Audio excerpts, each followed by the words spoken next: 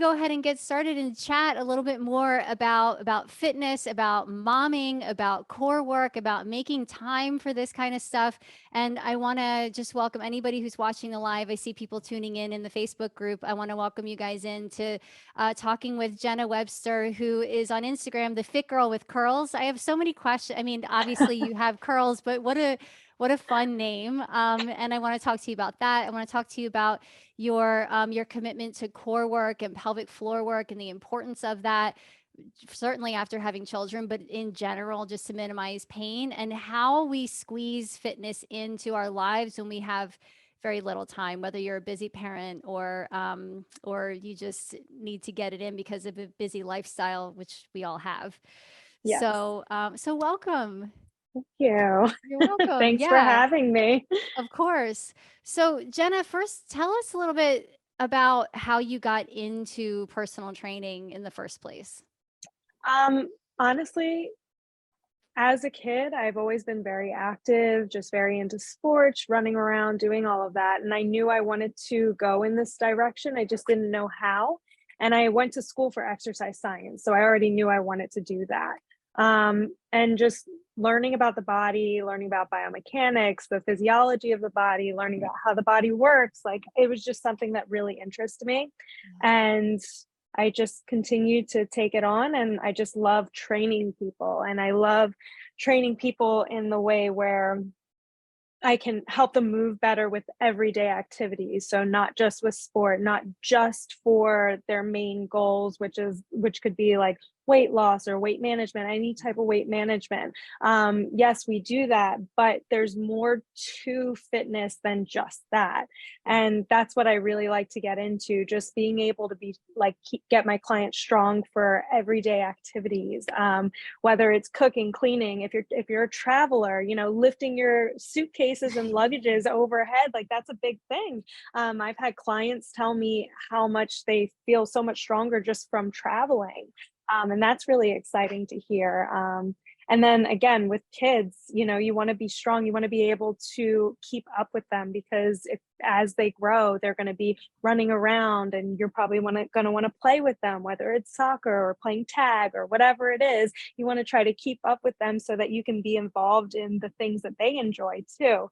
So, being strong is important for speed. It's important for the agility if you have to catch them. Like, what if you turn your head and all of a sudden you have to save them from something quick? You got to go and grab Yeah. them, right? So it's more than just like even the fun aspect of it. It's like trying to catch them from falling, trying to do this, that, and the other, carrying them because they get tired of walking and you don't have the stroller around, and you just have to do what you need to do to get to the car or wherever it is that you're going. And you just want to be able to have that strength and the right posture, the right form, the right movement coming out of all of that. Yeah.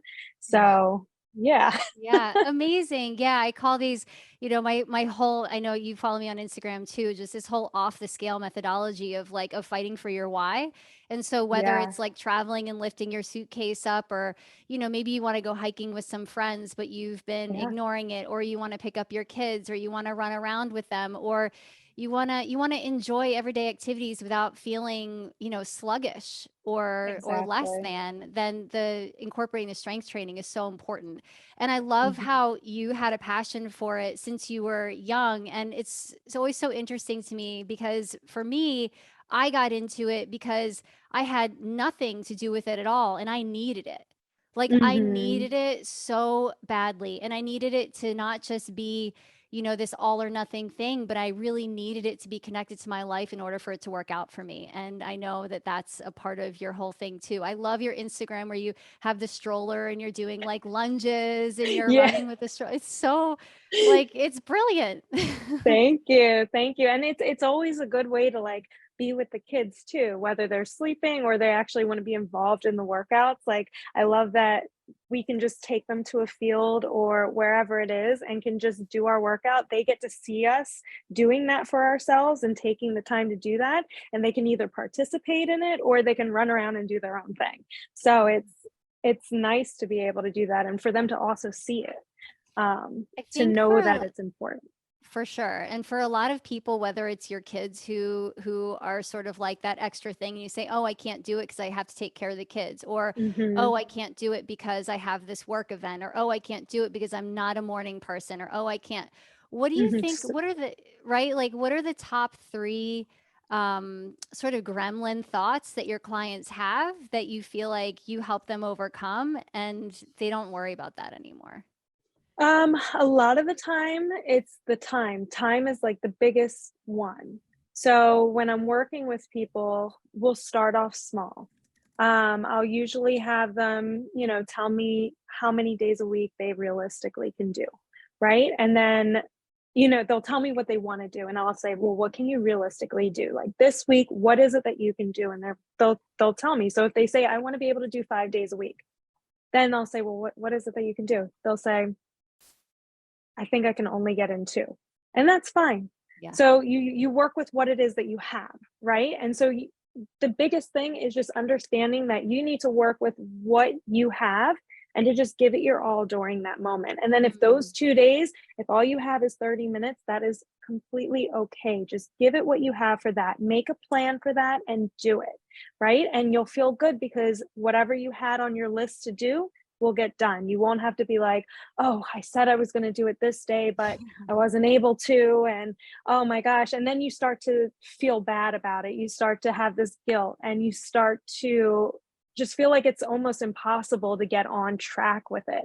But if you start doing those small things, then it's easier for you to kind of get a momentum going. So when you consistently start doing like the 2 days a week instead of the 5 days a week, and you start doing that for about a month, then you start to see where you can sort of put in another day, even if it's 15 minutes, yeah. right? And you start to understand too. I try to also teach them too that it's not just the workout, it's also the movement that you do outside of the gym. So if you're not able to get that like a cardio day in, how is it that you can get 10,000 steps in? Can Mhm. you go for a walk instead of driving in your car? Can you take 20 minutes to just go for a walk? Do you have a dog? Go for a longer walk with your dog. Do you have kids? Take them outside in the stroller. Um, are you taking the elevator every day? Can you do stairs instead? Or if you're in a big building, can you do stairs to a certain point and then take the elevator? Yeah. Like trying to, because I know that's a fight that I have with some Yeah. people. And I'm like, well, then just take it to the fourth floor and then take the elevator from the fourth floor. Like figure out another way to be able to use those stairs. Um, but yeah, I mean, the biggest thing is trying to create those small habits and fit them in so that you can get consistent Yeah. with what it is that you want to do, right? Whatever that main goal is. And once you start getting consistent, once you start feeling confident that okay, this is doable, okay, I can do this, then that's when you can start adding other days or other times in or whatever it is that you're focusing on doing. And that seems to really help them. Like when we start really getting into that and really talking about that and just the encouragement, like it's okay, like if it's only 2 days, that's okay. Figure out what else you're going to do those other days. You'll focus on strength training those 2 days, Yeah. and everything else, like those 10,000 steps, that's your cardio, as long as you get something in to keep your body moving Yeah. and you're not sedentary. That's the biggest thing. I love that so much, Jenna, because one of the things that have failed me and also my clients is this idea that it's like the 21-day fix or the 90-day Hmm. P90X or Yeah. and I never made it through any of those things. And if I did through Mm. the 21 days, like at the end, what do I do now? And maybe you're so burnt Right. out, or I like And blew they out my knee in insanity, like without having a professional on the other side to tell you like, hey, take it easy, it's okay, or your form is off, or your knees like caving in. I know you're right. big on corrective exercise, which is like so important. Hmm. Then you're kind of left to your own devices and then feeling beaten up, like too sore, not okay. Feeling like you have to do it every day. And if you don't, then you're a failure. And Hmm. so I love how you have that incremental approach as well. And it's also okay. Say you make it to 5 days and then next week it's two. Okay. Yeah, exactly. And another thing too, like we're talking about the days, but even the time spent in the gym. I know people who are just so adamant about getting that full hour, and if they don't get that full hour, they feel like they just to didn't get count. anything in. Right, it doesn't Right. count, or they didn't do well in their workout, or they didn't do enough, and that's not the case. If you give yourself that plan, if you know what you wanna work on that day and you give yourself a plan of what exercises to do, what movements you're gonna be focusing on within that 20 to 30-minute range, and you just eliminate your distractions, put the phone to the side, don't allow texts in during that 30 minutes, whatever else distracts you, eliminate that during that time, and you just let yourself go, you'll feel so good during that small period of time, and you'll Yeah. feel accomplished. You'll feel like you did it all. You will feel worked because if you did the work, you'll feel it, Yeah. right? Yeah. Um, so yeah. Yeah. Awesome. Cool. Yeah. I curate. So I do a live class on Tuesdays and Thursdays at 6 and Okay. 9:30 a.m. And I kind of do it in sections. In the beginning, we do group warm up, and then we get into some stability work, and then body weight, and then we do the weights. And I always tell them, I Nice. said, wherever you sign in is just where you're meant to be. Like whatever you come in, like say you get through the first 15 minutes and you're like, that's enough for me.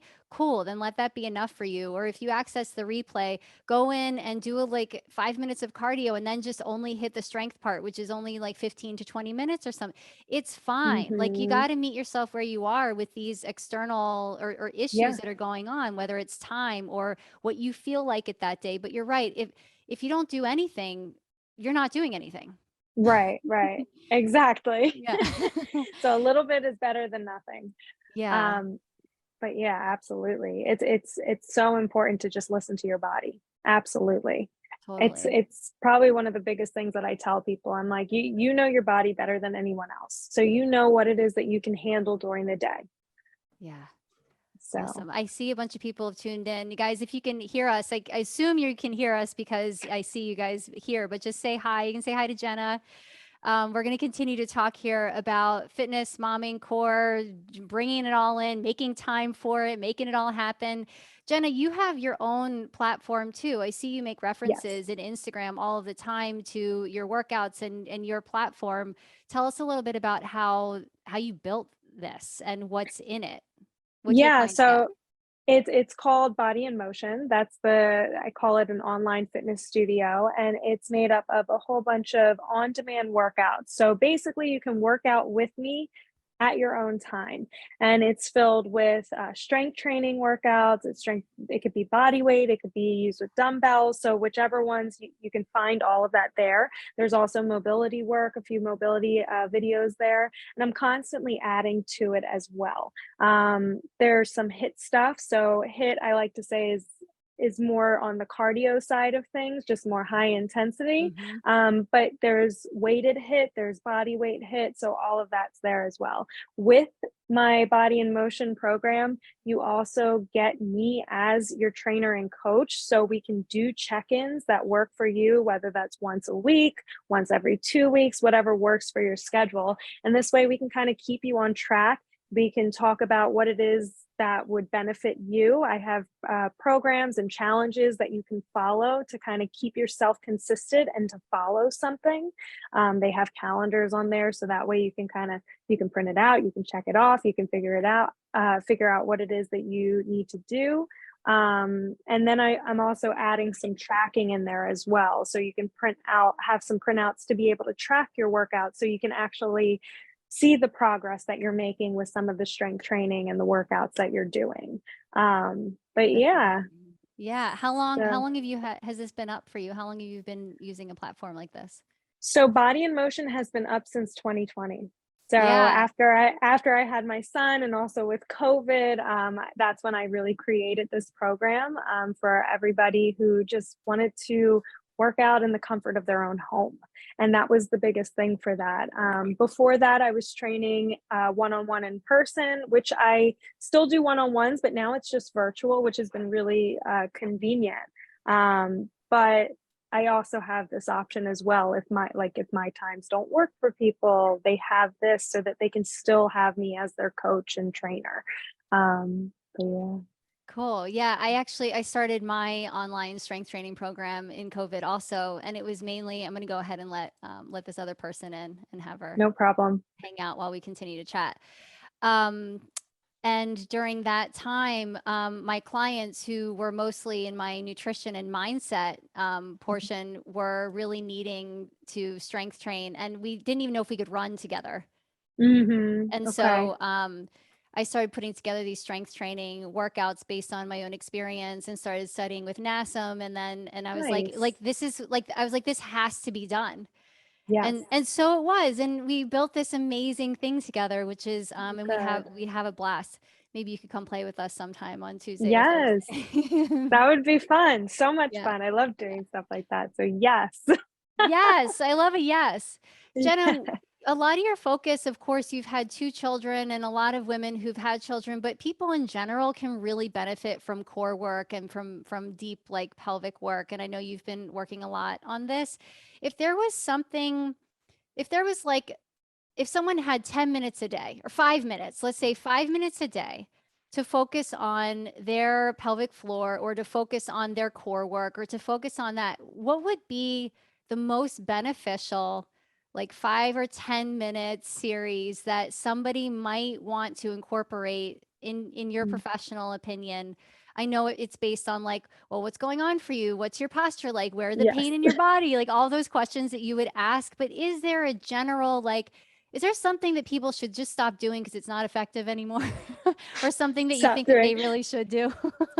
I think the biggest thing is breathing, right? Yeah. Like the biggest thing is breathing. So our diaphragm is such an important core muscle. It's a deep core muscle. And a lot of us don't really focus on breathing a lot of the times. I find myself always telling my clients, stop holding your breath, breathe, breathe, breathe. So it's something that we really need to focus on. And believe it or not, if you do deep core breathing, that's going to help strengthen your core, get your stability going. And as you focus on that while you're still and you start to get that movement down, then you can start to incorporate the breathing while you move. So while you're squatting, while you're doing bridges, while you're walking, while you're doing everyday things. I think the breathing is one of the most important things to get done first, Yeah. to really set into play there.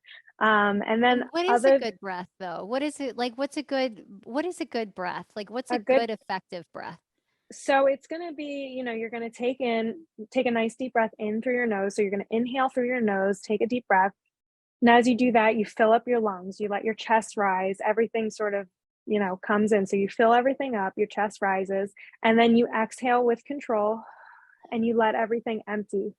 So you do that in the beginning, kind of get that focus on. And then what I like to do after that is focus on the abdominal tightening or the hugging, the tummy hugging, which Mhm. is also like your transverse abdominis muscle. It's this muscle that just sort of wraps around the midsection of your body, keeps your organs in, it helps protect your spine, and it really just helps stabilize you during movement. And so with that, what you do the regular inhale where everything's sort of relaxed. You inhale, everything in your body's relaxed. As you exhale, that's when you tighten the abdominal muscle. So you basically brace Uh-huh. for impact. As if somebody were to punch you in the stomach, you would tighten. So, but you would do that during the breath. So you would take a deep breath in, deep breath out, and tighten at the same time as you Yeah. exhale. So you would do that. And as you do that, your pelvic floor should also be lifting. So if you know what Kegels are, that's when you sort of like if you were going to the bathroom and you stop the urine from Yeah. flowing, that's what a Kegel is. So you're going to hear a lot of things where people say, oh, you shouldn't be doing Kegels. It could put a lot of strain on. If you're doing too much of them, it can. But if you're doing them with your movements, with your breathing, it could be helpful. But you also want to learn to relax it too. So anytime you do that inhale, everything should be relaxing. When you Yeah. exhale, you should be lifting the pelvic floor. You should be tightening the abdominal muscles as you're breathing out. So it's not that you stop breathing and then you tighten. Yeah. You're not holding your breath, you're continuing to breathe. And then as you inhale, you relax everything again. And that just to me is one of the most important things. And then you incorporate that with your movements. So say you're doing a squat, you inhale on the way down, you exhale as you come up. So Yeah. as you're exhaling, you're tightening everything again. As you inhale, you sort of relax everything again. And so when it comes to squats and pregnancy, that's always good thing because it's very close to what you would be doing with labor. Because when you're in that position, you want to be able to relax your muscles and not tighten them. So that's where it comes into play with that as well. But it's not just squats; it's other things too. So any type of movement you're doing on the concentric, I like to exhale on the eccentric, which is the lengthening part, the not so heavy, not so hard part. You sort of relax a little bit on that inhale. Yeah, So, amazing. Oh, I love how you yeah, coach through the breath as well. You know, like yeah, I'm thinking about like just the power of being able to expand and to be able to contract and how important that is. Also, we have some runners who are joining us for the Q&A and who are likely watching. You know, a lot of my nice. programming is on beginning running. And for me, it's all about overcoming the mind and also giving yourself Yes. permission to meet yourself where you are. And I get a lot of questions about breathing, like a lot. And Yeah, this is obviously helpful for that as well. But when we're talking about running and the breath, because I feel like there's such a brain connection between that. You hear yourself breathing short. It's like, oh, I can't do this. I can't do this. I can't breathe. I have to slow yeah, down. yeah, How do you negotiate that breath and the mind and how fast you're going? I mean, I always say, listen, just you get to slow down. You yeah. get to slow down and find your breath, and that's fine too. But how do you think about maximizing your breath in a run? It's so funny that you asked this because I have a friend that I've been running with recently, and like, we were building her up from scratch basically. So she's just starting to get back into like a good like five, just being able to do the 5K, right? And the biggest thing that I've been telling her as we're running together is the breathing. So we want to try to get to a good pace where she's able to breathe comfortably. And I tell her with the breath with running, you take once again, you take I like to take a nice inhale, like a big inhale is what I like to do during Yeah. the run.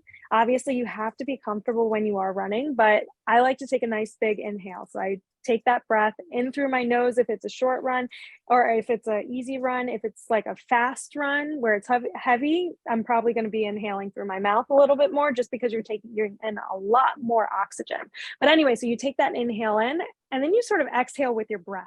I mean, with not with your breath, with your With your steps, step, right? if Like, if that makes sense. Yeah, yeah, exactly. So it's like as you're running, it's like yeah, yeah, until you kind of let it out, and then you take it in again and you let it out. yeah, That's how I trained myself. That's how I train my clients, my friends, whoever's running. That's what I try to teach them.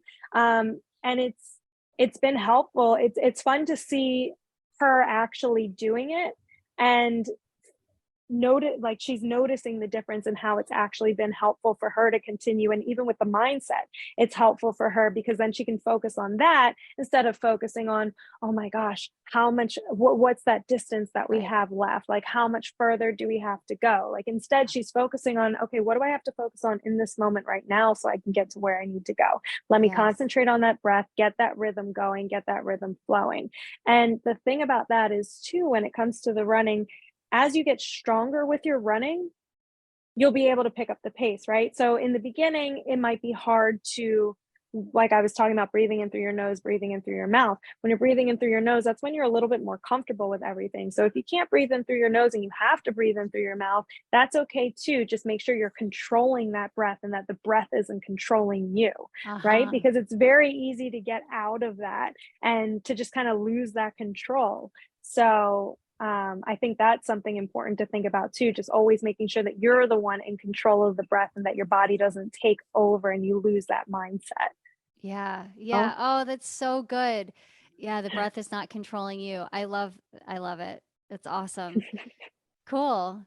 yeah. So, Jenna, I'm going to invite anybody who's watching who's currently in programming with me. You should have received an email on Monday with the link to join our private Q&A, which is going to start in 2 minutes. We have a couple people who've dropped in for that, so we can ask Jenna just about like personal things that might be going on with our bodies, whether it's our knees or our breathing or how do we get back into it or injuries and all of these other really specialized things.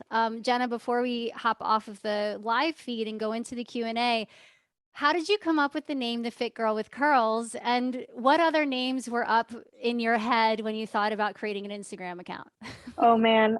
So I'm not very creative with that stuff at all. And I remember I was it was when I was trying to create my blog. So I had everything up and ready for the blog, but I just needed the name and I didn't know what to do. And I kept asking my husband, he's like, okay, he was my boyfriend at the time. And he's like, okay, let's think about this. Let's think about this. The fit girl with curls. And I was like, I don't know. And I brushed it off for like the first, like, we did it like that night, right? So I brushed it off for the first hour and I'm like trying to think of other things. Maybe it should have my name in it. Jenna this, Jenna that, Jenna Haken Fitness, because that was my maiden name.